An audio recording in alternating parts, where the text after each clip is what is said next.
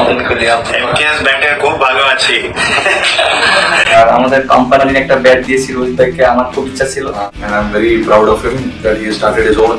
বর্তমান বিশ্বের সেরা ব্যাটার বিরাট কোহলি এবং রোহিত শর্মাকে এমকেএস কোম্পানি থেকে মেহেদী হাসান মিরাজ তাদের দুজনকে ব্যাট উপহার দিয়েছে। আর এমকেএস কোম্পানির ব্যাট উপহার পেয়ে রোহিত শর্মা এবং বিরাট কোহলি মেহেদী হাসান মিরাজকে কি বলেছিল। প্রিয় দর্শক, প্রথমে বিরাট কোহলিকে ব্যাট উপহার দেয় মেহেদী হাসান মিরাজ। তখন বাংলায় কথা বলেন বিরাট কোহলি। এমকেএস ব্যাটের খুব ভালো আছি।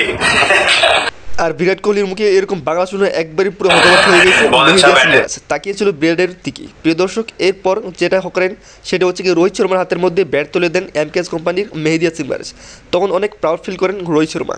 তিনি মেহেদী হাসান মিরাজকে বলে, তোমাকে নিয়ে অনেক প্রাউড ফিল করছি, একজন ক্রিকেটার হয়ে তুমি একটি ব্যাটের প্রতিষ্ঠান করেছো, এটা বিশ্বের মধ্যে অনেক উঁচা কোম্পানি হবে, দোয়া করি তোমার জন্য। I want to wish him the best. I hope this company can rise above everyone one day.